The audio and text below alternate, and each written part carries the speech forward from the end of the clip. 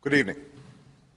Tonight, I can report to the American people and to the world that the United States has conducted an operation that killed Osama bin Laden, the leader of al-Qaeda, and a terrorist who's responsible for the murder of thousands of innocent men, women, and children. It was nearly 10 years ago that a bright September day was darkened by the worst attack on the American people in our history. The images of 9/11 are seared into our national memory.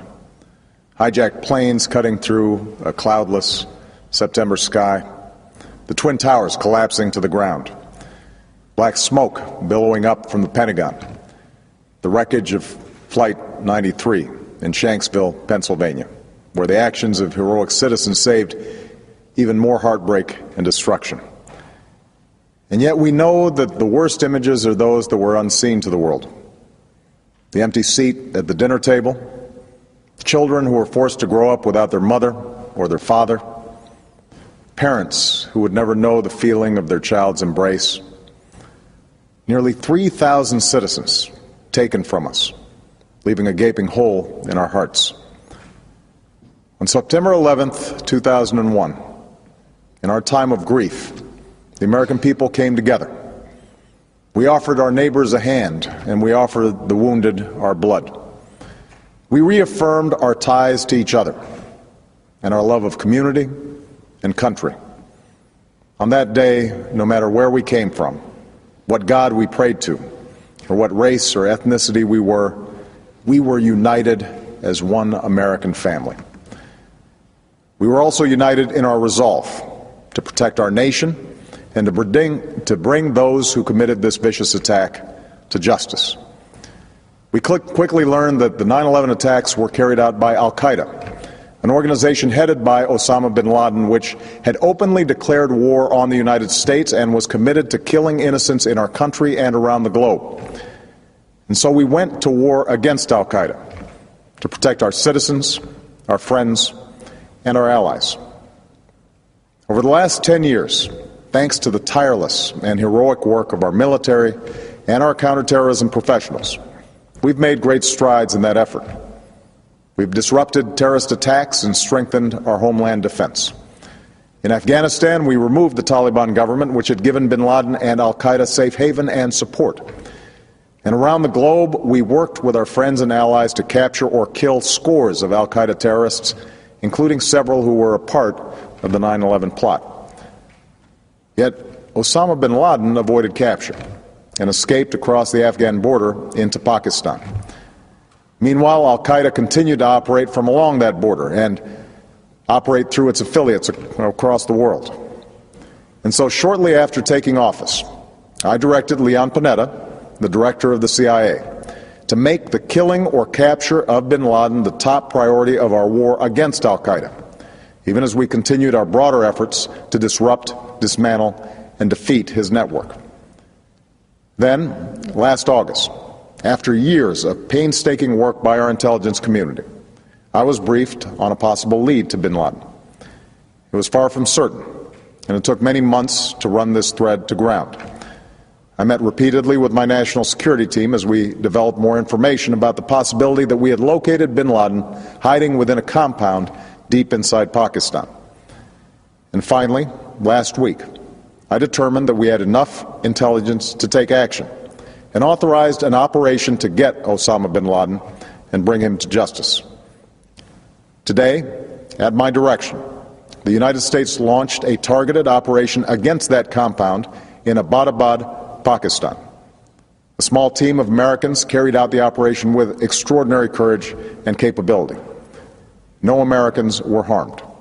They took care to avoid civilian casualties. After a firefight, they killed Osama bin Laden and took custody of his body. For over 2 decades, bin Laden has been al-Qaeda's leader and symbol, and has continued to plot attacks against our country and our friends and allies. The death of bin Laden marks the most significant achievement to date in our nation's effort to defeat al-Qaeda. Yet his death does not mark the end of our effort. There is no doubt that al-Qaeda will continue to pursue attacks against us. We must, and we will, remain vigilant at home and abroad. As we do, we must also reaffirm that the United States is not and never will be at war with Islam. I've made clear, just as President Bush did shortly after 9/11, that our war is not against Islam. Bin Laden was not a Muslim leader. He was a mass murderer of Muslims. Indeed, al-Qaeda has slaughtered scores of Muslims in many countries, including our own. So his demise should be welcomed by all who believe in peace and human dignity. Over the years, I've repeatedly made clear that we would take action within Pakistan if we knew where bin Laden was. That is what we've done. But it's important to note that our counterterrorism cooperation with Pakistan helped lead us to bin Laden and the compound where he was hiding. Indeed, bin Laden had declared war against Pakistan as well and ordered attacks against the Pakistani people. Tonight, I called President Zardari, and my team has also spoken with their Pakistani counterparts. They agree that this is a good and historic day for both of our nations. And going forward, it is essential that Pakistan continue to join us in the fight against al-Qaeda and its affiliates. The American people did not choose this fight. It came to our shores and started with the senseless slaughter of our citizens. After nearly 10 years of service, struggle, and sacrifice, we know well the costs of war. These efforts weigh on me every time I, as Commander-in-Chief, have to sign a letter to a family that has lost a loved one, or look into the eyes of a service member who's been gravely wounded. So Americans understand the costs of war. Yet, as a country, we will never tolerate our security being threatened, nor stand idly by when our people have been killed.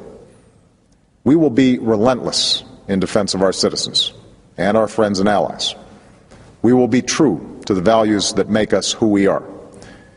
And on nights like this one, we can say to those families who have lost loved ones to al-Qaeda's terror, justice has been done. Tonight we give thanks to the countless intelligence and counterterrorism professionals who've worked tirelessly to achieve this outcome. The American people do not see their work nor know their names, but tonight they feel the satisfaction of their work and the result of their pursuit of justice. We give thanks for the men who carried out this operation, for they exemplify the professionalism, patriotism, and unparalleled courage of those who serve our country. And they are part of a generation that has borne the heaviest share of the burden since that September day. Finally, let me say to the families who lost loved ones on 9/11 that we have never forgotten your loss, nor wavered in our commitment to see that we do whatever it takes to prevent another attack on our shores. And tonight, let us think back to the sense of unity that prevailed on 9/11. I know that it has at times frayed, yet today's achievement is a testament to the greatness of our country and the determination of the American people.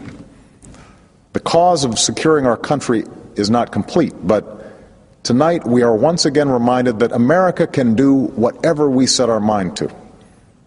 That is the story of our history. Whether it's the pursuit of prosperity for our people, or the struggle for equality for all our citizens, our commitment to stand up for our values abroad, and our sacrifices to make the world a safer place. Let us remember that we can do these things not just because of wealth or power, but because of who we are.